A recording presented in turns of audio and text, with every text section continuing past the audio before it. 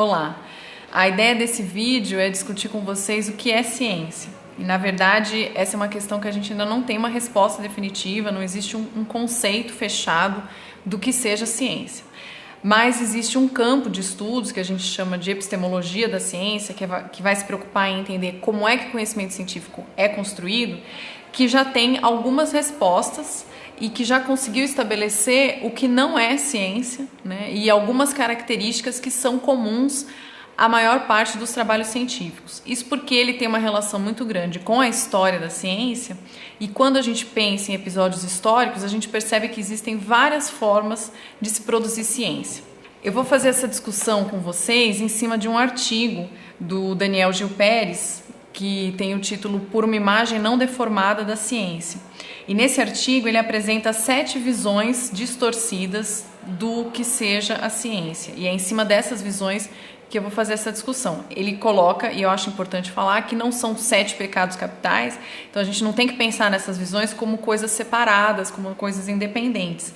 Na verdade, elas se interrelacionam e constroem no imaginário das pessoas o que seja ciência. E essas pessoas que eu estou falando são não só as pessoas que não estão ligadas à ciência, mas também o próprio cientista. Muitas vezes eles não têm uma dimensão do que seja o trabalho da ciência, que contemple algumas questões históricas, e que isso acaba aparecendo também na sala de aula se o professor de ciências não tiver uma concepção muito clara do que não é o trabalho científico, para que ele não passe para os alunos essas visões distorcidas. Então, para vocês perceberem o quanto essas imagens são comuns, a gente entrevistou alguns alunos aqui da UFJF e dentro do depoimento deles, tanto aqueles que estavam em laboratório quanto os alunos de outros cursos, a gente percebeu algumas visões distorcidas, mas também alguns aspectos em que eles tinham uma noção bastante clara e bastante próxima do que é realmente o trabalho do cientista. Então, dentro do vídeo a gente vai ter as mesmas questões que a gente colocou para os alunos, com um tempo para vocês pensarem qual resposta que vocês dariam para aquela questão. E em seguida a gente traz as respostas dos alunos e faz o comentário em cima desse artigo do Daniel Gil Pérez.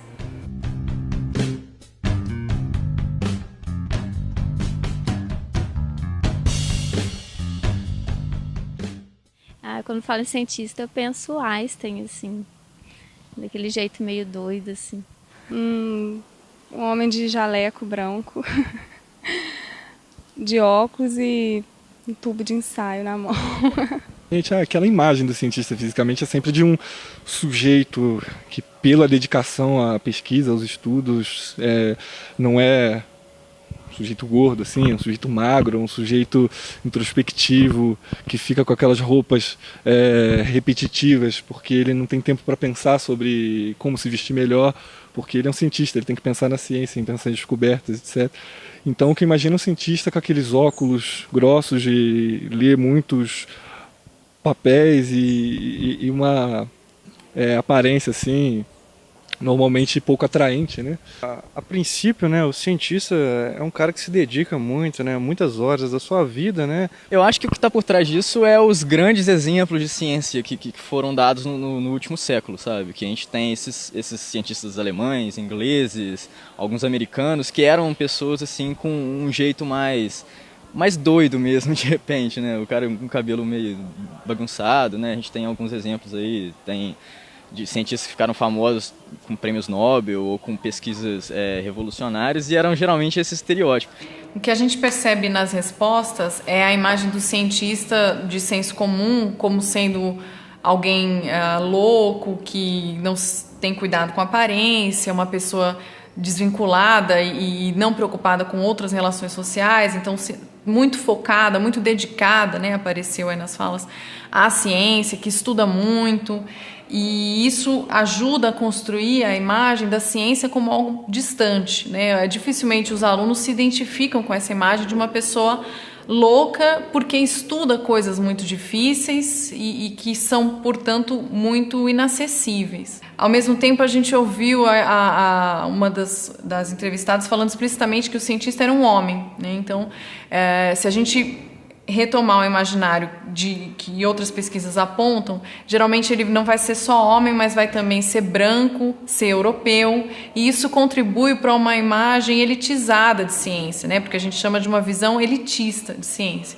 Ao mesmo tempo também que não apareceu nas falas o fato do cientista trabalhar em grupos. Então, quando ele fala que o cientista tem uma dificuldade de se relacionar com outras pessoas, isso descaracteriza um aspecto muito importante da produção da ciência. A ciência é produzida num trabalho coletivo e em diferentes escalas esse trabalho vai ser sempre feito por mais de uma pessoa. E por isso que a gente tem que tomar cuidado ao ensinar, ao falar de ciência, para não reforçar essa visão elitista e individualista do cientista. A gente ouve alguns desses depoimentos de pessoas que estão trabalhando no laboratório e que percebem isso, o quanto a ciência depende de outras pessoas para ser produzida, e até mesmo na questão do contexto brasileiro, que a pesquisa é produzida em universidades, então além de ser pesquisador, ele também vai ser um professor. Isso tudo ajuda a gente a desmistificar essa ideia de que a ciência seja produzida por um único gênio trabalhando sozinho. Mas a gente vê que isso tem mudado cada dia mais, a gente tem essa questão de pessoas que, como a ciência hoje é uma coisa muito global, né, existe a necessidade de um network maior, sair daquele conceito antigo de um cara que fica mais reservado, acho que nesse sentido. Então, assim, eu acho que a maior parte das pessoas tem na cabeça aquele cara de jaleco, com cabelo desgrenhado, né? Isso não corresponde na realidade a maior parte das vezes, ainda mais no Brasil, onde a pesquisa científica é feita dentro das universidades e onde professores são contratados para se fazer pesquisa também. Então a gente costuma ver, pelo menos na prática, pessoas mais normais, né, dia a dia, assim, pessoas que usam camisa de botão, uma gola polo no máximo e cabelo arrumadinho. Ela é muito mais feita de pessoas que não são famosas do que de pessoas que ficaram famosas, né?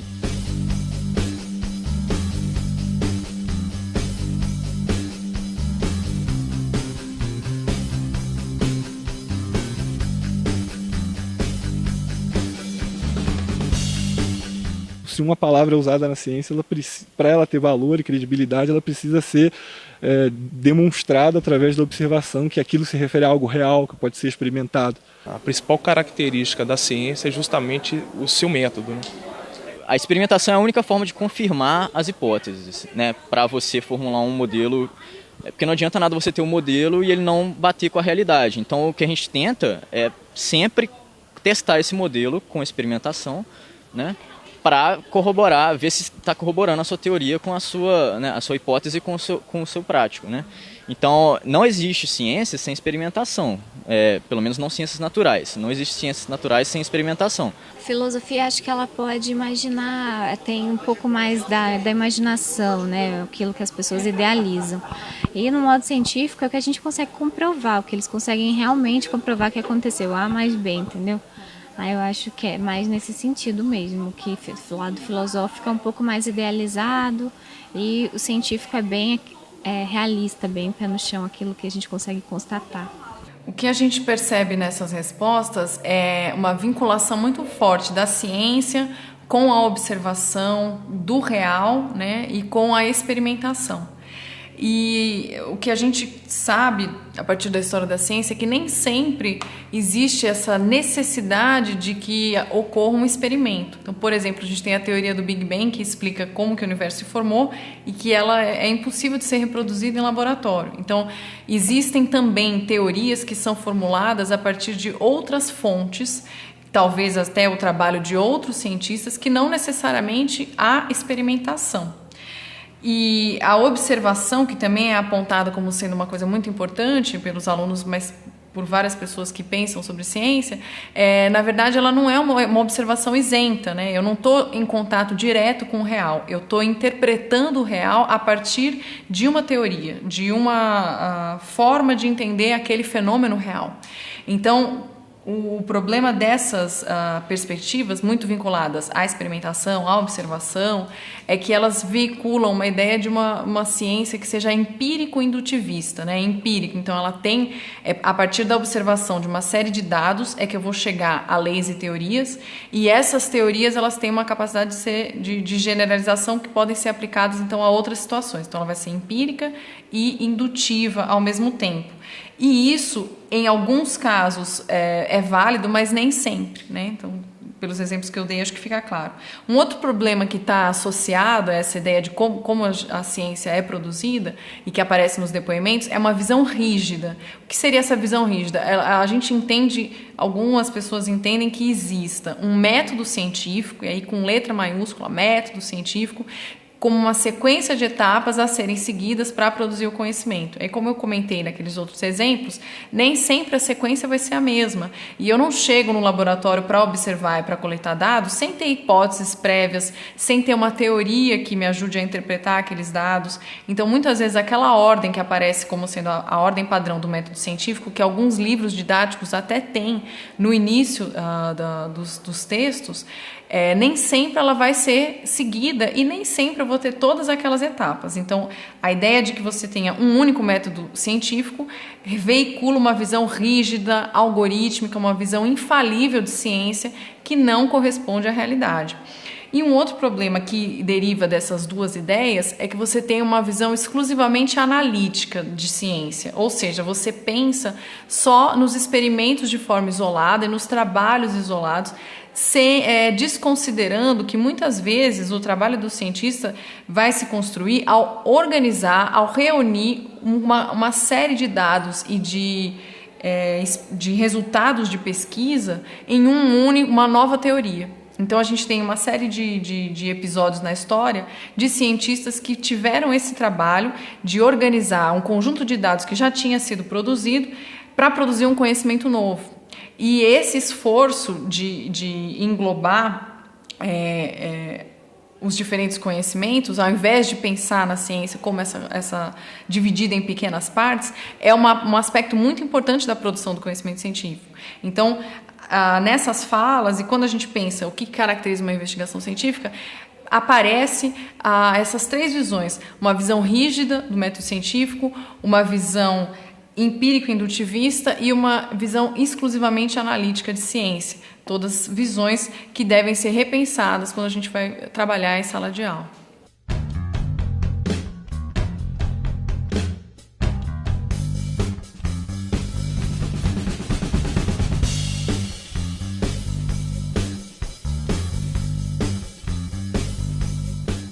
Naturalmente que as teorias que são levantadas, elas são feitas levando em consideração algumas hipóteses ou algumas condições que no final determinam o seu domínio de validade. Com o passar do tempo e os estudos mais aprofundados, a ciência verifica outras condições em que aquelas leis iniciais elas já não são tão válidas. Mas mesmo assim, nas suas condições originais, elas permanecem com a sua validade. Então você tem essa flexibilidade, é uma das grandes características da ciência, essa capacidade de autocorreção. Então a teoria tá disposta a ser moldada assim, mas nunca revertida. Isso a gente observa, a teoria nunca é revertida. Você não simplesmente pegar uma teoria atual assim, vamos jogar isso aqui fora, isso aqui não funciona. Sendo que ela já estava explicando outros dados, ela é sempre melhorada, né? A gente sempre vê um caminho de progressão na teoria e não um caminho de reversão completa. Não tem nada que vai fazer a teoria da gravidade parar de funcionar, por exemplo, entendeu? As coisas vão continuar caindo da mesma forma como elas caíam. As respostas a essa questão deixam claro que para esses alunos a ciência ela sofre um processo de desenvolvimento contínuo, o que a gente chama de visão acumulativa de crescimento linear. Então, a ciência ela está sempre crescendo, ela está sempre se desenvolvendo, ela está sempre melhorando, ela nunca volta para trás. Eles chegam a dizer que ela nunca se reverte, né? Ela nunca nega completamente. Ela muda os limites de validade, as condições de validade, mas ela nunca é recusada. E isso historicamente não é verdade. A gente tem cientistas que produziram teorias muito importantes que ao mesmo tempo também se dedicaram a estudar coisas que depois provou-se que não eram verdadeiras. E a gente tem que pensar também que a ciência é sempre uma interpretação. Então, quando ele fala que a lei da gravidade nunca vai deixar de funcionar, a lei da gravidade é uma forma de interpretar um fenômeno que a gente observa. Então, o que a gente observa, que os corpos caem, provavelmente nunca vai deixar de ser verdade, mas a maneira como a gente interpreta esse fenômeno do corpo caindo, ela pode mudar sim. se a gente considerar que, historicamente, a ciência já sofreu uma série de mudanças, já chegou a recusar completamente algumas ideias que antes eram consideradas como válidas. E isso ainda pode acontecer. Isso faz parte do processo de produção do conhecimento científico. A gente tem um depoimento de uma aluna que trabalha no laboratório e que destaca quanto ela teve que refazer a pesquisa, que rever os dados e que o erro também tem um papel muito importante na produção do conhecimento científico. Embora ela não esteja falando do desenvolvimento de leis e teorias, mas ela reconhece que no trabalho do cientista existem muitas falhas e muitos erros e que a ciência vai estar sempre, realmente, como o outro aluno comentou, vai estar sempre se autocorrigindo. E nesse processo de autocorreção vai fazer parte, sim, algumas rupturas bastante bruscas. Então a gente tem que tomar cuidado e evitar essa visão de que a ciência se dá num desenvolvimento constante, ela sempre vai se acumulando num crescimento linear. Com certeza, eu mesmo, né, já sou formada e tudo, e trabalhei durante 3 anos e meio com uma pesquisa na faculdade, sujeita a muitos erros, e o resultado final, quando a gente achou que estava tudo certo, voltou com alguns erros, algumas coisas que eu precisava de reavaliar e chegar numa proposta.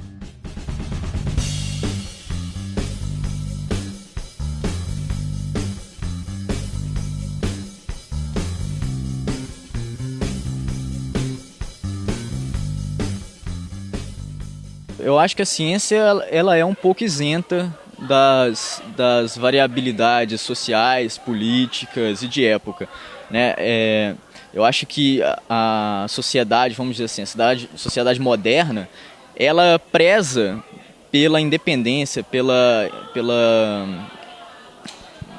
não pela inerrância, pela neutralidade da ciência, por ela ser uma coisa mais independente do momento e mais dependente dos fatos. Porque, bem ou mal, a isenção está dentro da rigorosidade. Ela é um produto da rigorosidade. Quem tem o rigor científico vai ser isento relativo à posição política, ou à situação econômica, ou à situação socioambiental, entendeu? A gente vai ter toda uma isenção dentro da ciência, graças a o quão mais rigorosas as pessoas forem em fazer ciência. Cada pessoa tem a sua visão, tem seu ponto de vista, poderia enxergar os dados de uma forma particular.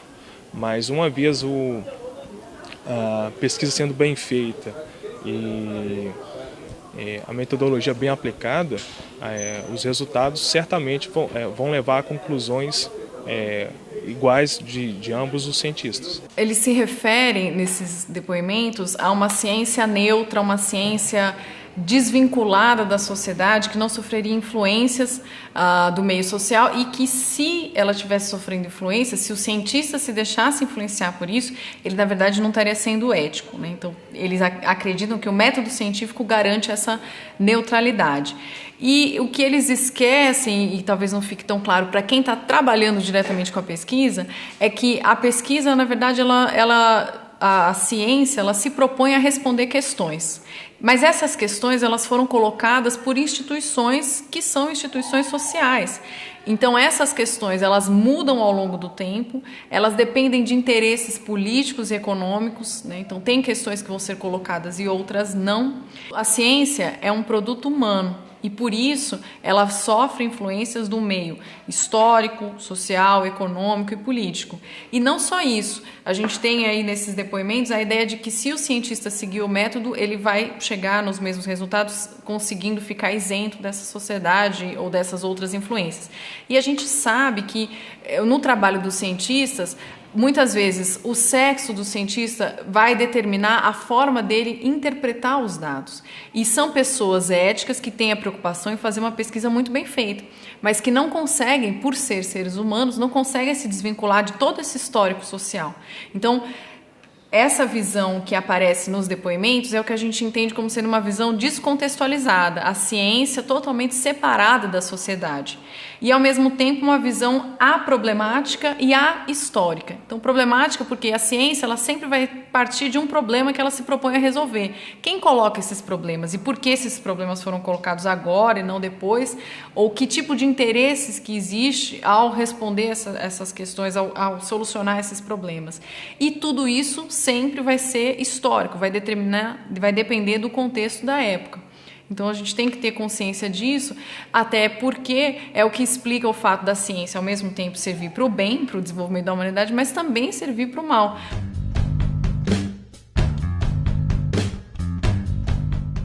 Então vamos retomar aquela pergunta que foi feita logo no início, né? O que é ciência, afinal? Né? Tem até um livro que é uma referência bastante comum para falar de epistemologia da ciência, do Chalmers, que tem esse título, o que é ciência afinal?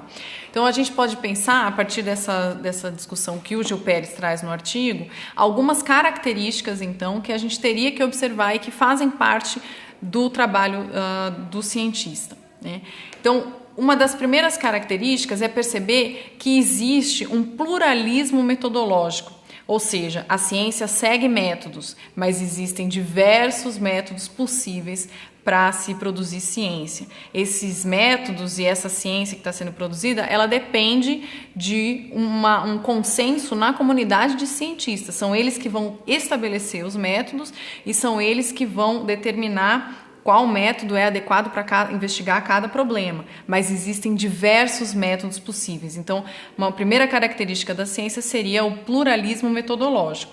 Uma segunda característica da ciência, que eu espero tenha ficado bastante clara, é essa recusa do empirismo. Então, desvincular a ciência necessariamente da observação. Essa observação ela não é neutra, é uma observação que está sendo orientada por uma série de teorias. Então, essas interpretações do que está sendo observado, ela também depende da teoria.